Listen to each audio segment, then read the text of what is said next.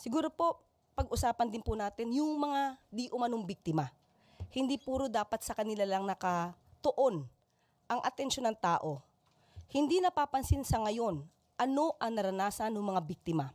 Ano ang naranasan ng mga pamilya na naiwan ng kanilang mga kamag-anak na naging di umanong biktima ng EJK. Bakit ngayon ang mga Pilipino hindi na nakikita yung mga namatay? Bakit na pagtutuunan natin ng pansin yung pinagbibintangan na pumatay at nagpapatay? Bakit parang nag-glorify pa natin sa ngayon? Yun ang naaakusahan ng murder and crimes against humanity. Sana po ang ang taong bayan, buksan naman nila yung isip. Tingnan po nila, ano ang naramdaman ng mga tao, ng pamilya na naging biktima ng EJK. Sorry, how far are we from achieving justice for those victims? Doon po sa ICC. Ng EJK. Ng EJK. Sa ngayon po, alam ko po may mga naka-pending po na complaints.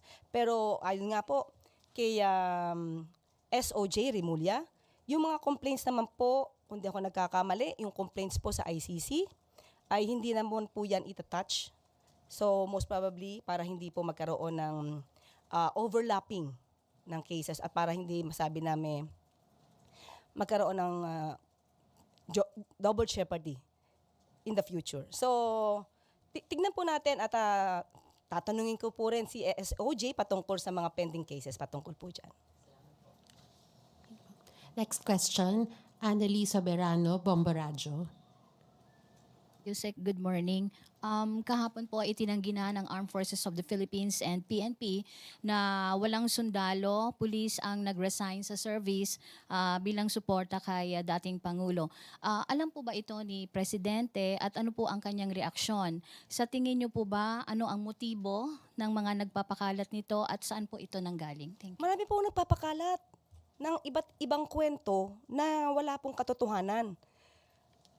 Sa ating pong paningin, ang pagkakalat po ng mga gintong klaseng kwento ay para po mas lumaki ang simpatya sa dating Pangulong Duterte.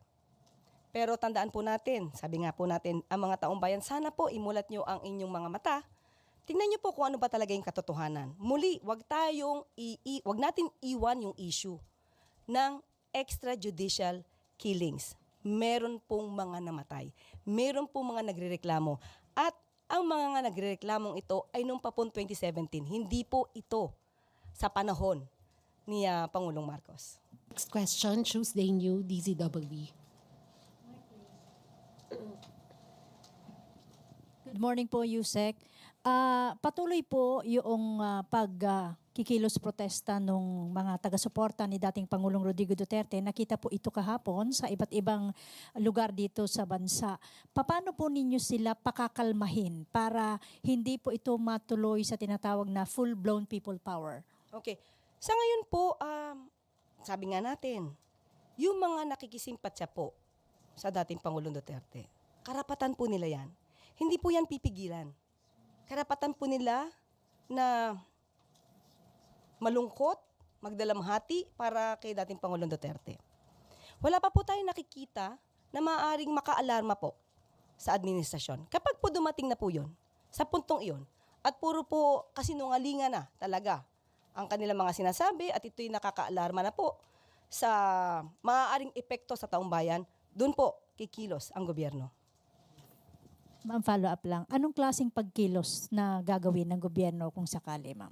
Kung ito naman po ay dumadami at puro po mga fake, ayoko na pong banggitin ng fake news, puro kasinungalingan ang mga pinapangalandakan, especially sa social media, hindi po pwedeng tulugan ng administrasyon ito. Sa ngayon po, pinapahintulutan po natin, allowed naman po ito, just to express the rights. They have to exercise that right of freedom of expression.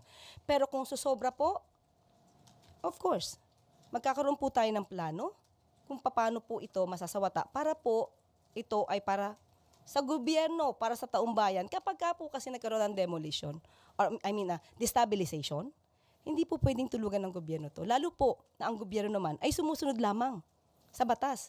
Gumagawa lamang ng kanilang tungkulin. Ganun po. Last, ma'am. ano ang extent o ano po ang triggering factor para umaksyon na yung gobyerno sa ano yung hangganan na inaantay para sabihin na, oops, tama na yan, pigilan na natin yan? As of now, napaka-hypothetical ng question. Titignan po natin kung papaano.